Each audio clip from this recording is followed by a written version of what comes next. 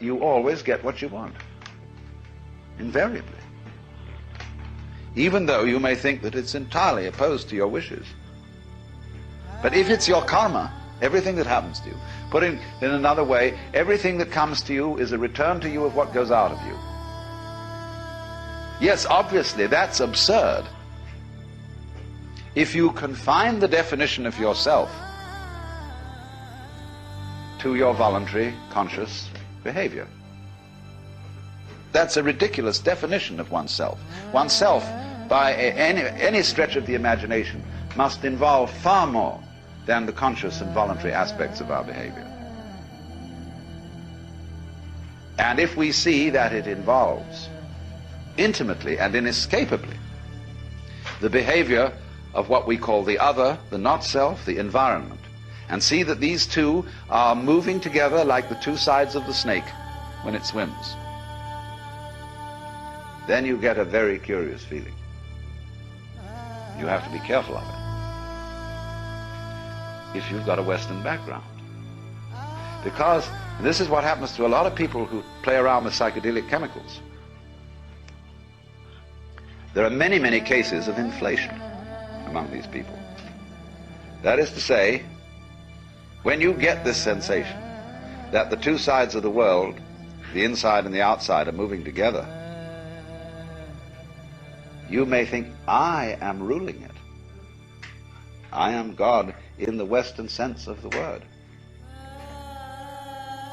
Therefore, your ego, instead of being, as it were, integrated and transcended with all this process, merely assumes vast dimensions, has megalomania, is blown up by the mystical experience. And so you get the holier-than-thou people going around, who seem to think that they're above all human conventions and have no obligations to anyone or anything, because they're divine and they can do as they damn please. What they haven't realized is that doing as you will isn't a new kind of behavior that you suddenly put on and say, from now on I'm going to go around doing as I will. You have to realize first that that's what you've always been doing. And you could look at this from a very simple point of view. It's not a complete point of view. But you can say, well, now what about the people who did good and who did the things that they didn't want to do? You know, everybody's mother said to us, darling, sometimes we have to do things we don't like. Well, what about that?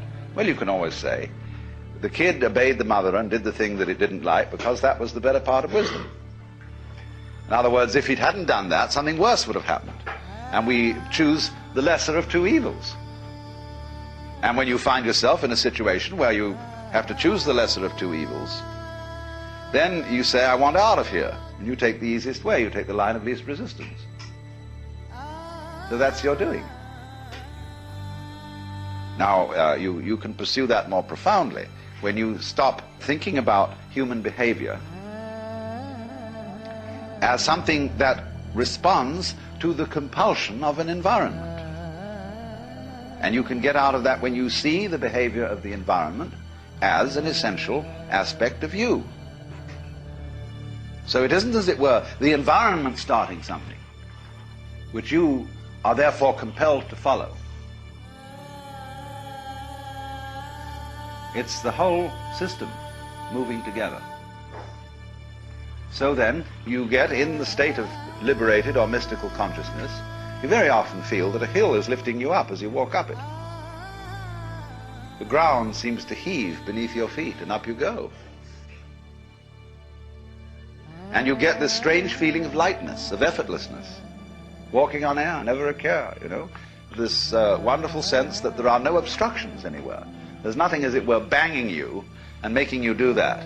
It all flows together. And that's a very common sense.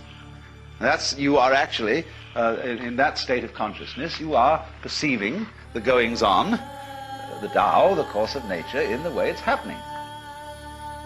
But in the ordinary way, you've been conditioned to resist it, to fight it, and to use those sensations of resistance to create a sensory basis for what you describe as the ego. The ego in practice is a sense of strain. When you are aware of I, you are aware of a basic discomfort, which is located basically between the eyes, somewhere in here, a sort of tightness. Also, it's in other centers too. It's in the solar plexus, and there are various physical centers, in other words, where this constant tension or resistance against it is going on. And that's what you feel when you talk about I. When that tension ceases, you discover immediately that the separate ego has disappeared, and that what I refers to is simply the total panorama of experience, everything that's happening. That's I. And obviously I don't know all of it, because I can't inspect all of it with my radar, with my conscious attention. That would be a ridiculous undertaking, to know everything in that sense. We know it in a much better way, as we know how to grow hair and open and close our hands. If we accept the notion that everything that happens to us is our own karma, our own doing, then we have to be very careful of, shall we say, the devil of omnipotence.